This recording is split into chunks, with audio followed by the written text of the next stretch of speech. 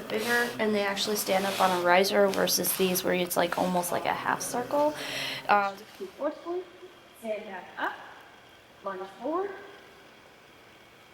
back up, lunge again, ankles out, relax, and T-pose, and cut.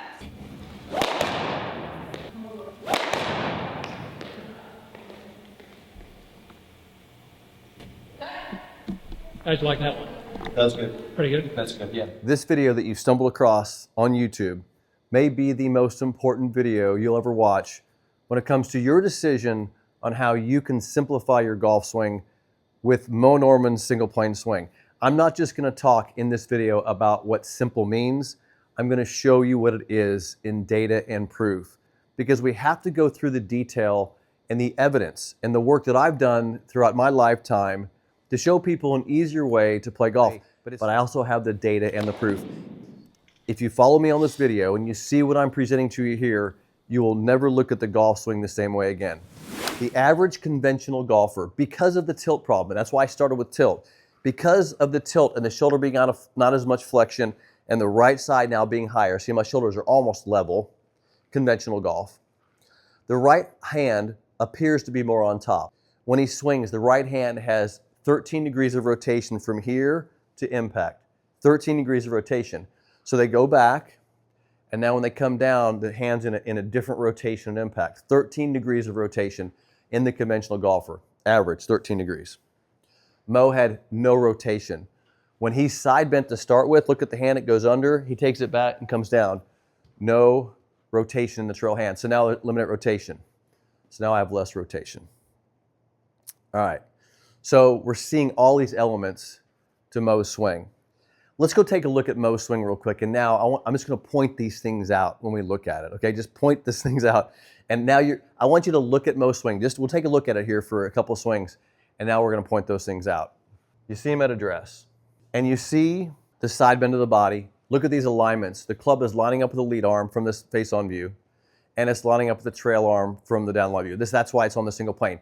He has already got the shaft on the impact plane. And what's the goal? Get to impact. We've got to get the club to impact. Well, he's already got his body in the most efficient way to get there. Now he takes the club back and leverages at the top. Look at the club, it's matching the plane. And he stabilizes the body, doesn't have to lift because he's already got the space he needs. And then he moves back into impact. And he returns the club back to the plane. So if you're interested in learning more about the single plane swing and simplifying your golf game, you can download my plane guide by clicking the link in the bio or the description so I can simplify your golf swing too. How does the body naturally produce this? And so you have a golf swing built in you right now, and it's what I call a natural motion. And I present this all the time, but now that you understand the data behind some of the elements of Moe's simplicity, you're seeing him in different positions. That video you just saw of Moe was Moe in different positions. He's in it. You would look at that swing and go, no on tour does that, or Bryson's pretty close, and there's some guys that are close. Again, but you'd say Moe looks really weird and idiosyncratic. And I thought that too the first time I saw Moe. However, when I understood the biophysics behind Moe, I'm like, wow, he has found a way to position his body in the most efficient biophysical way to hit the ball at impact. What he's done is found the natural way to position the body. Well, what does that mean? What it means is the body has limits and ranges of motion. So remember how I talked about the trail hand rotation? When Moe set up and he put that hand in this rotation, he's putting the lead arm in flexion. It's creating the arm position that can only go internal. And when it stays in flexion coming down, remember the side bend coming down, it limits how much the hand can rotate. See that? So the position creates limits. Now, conventional golfers do this too. We all have these limits. But Moe figured out that he started with that, and that was the least amount of motion, most effective way to put the limit in this motion right here. So if you think about it, and you say, well, Moe doesn't have as much rotation in his swing. He has exactly as much rotation as any conventional golfer has in his swing. But he's already started with some rotation in his address. It's this lead arm's already in flexion, which most conventional golfers have to put it into flexion. He has it in flexion, so he simply goes back, limit, square. So if you look at the club face, it goes back, stays internal, and then the forearm squares the face. See how simple that is? It's all because of Moe's positions. Okay, that's the upper body. Let's talk about what's happening in lower body. And this is where I get in all the conversations with conventional golfers. They want to jump. They want you to jump. They want you to keep jumping if you're a conventional golfer. And by the way, you probably have to do some of it if you're a conventional golfer.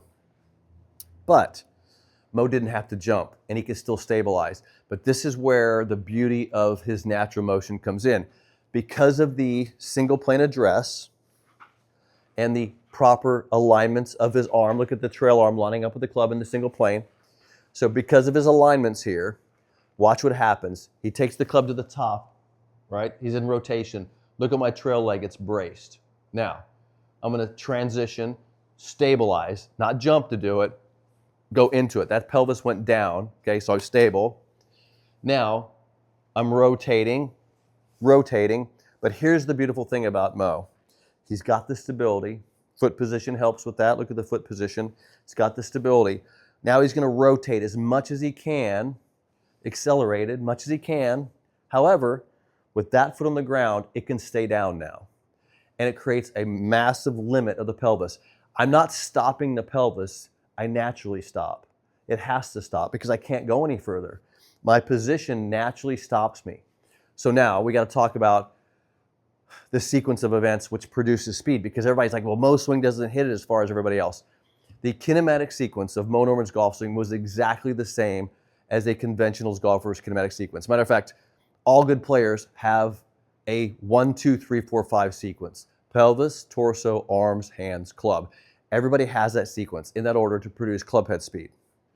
Now, Moe has the exact kinematic sequence, but he does it in the most natural way because it's the sequence pelvis, torso, arms, hands, club from the ground up, right? So with that sequence, you need limit, limit, limit, limit, limit.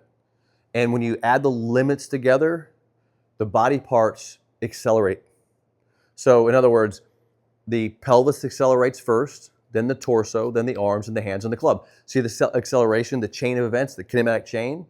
Well, I don't get the kinematic chain if I don't get the limits in that kinematic chain. So I have to start with a pelvis limit. So it works like this. So positionally, I'm in the backswing. My pelvis now just created a limit. Pelvis has a limit. Side bend and rotation creates a limit. See, I'm a limit. Even Hogan talked about that. Limit. Now the only thing that can go is the arms. But look, in flexion, this gets limited, and then this squares. So then here comes the club. So it goes pelvis, torso, arms, limit, hands, club. Bang, impact. All right, now let me back my conversation up with you. What's our goal? Our goal is to get the club to impact, number one.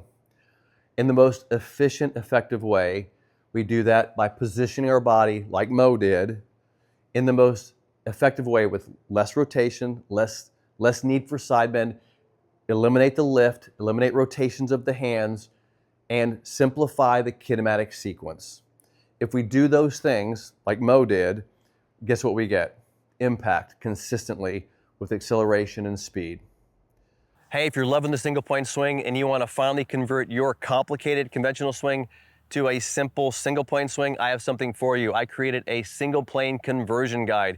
You need to go to gravesgolf.com/convert and download your free guide. There's some videos in there too, and I'm going to help you finally have a great single plane experience.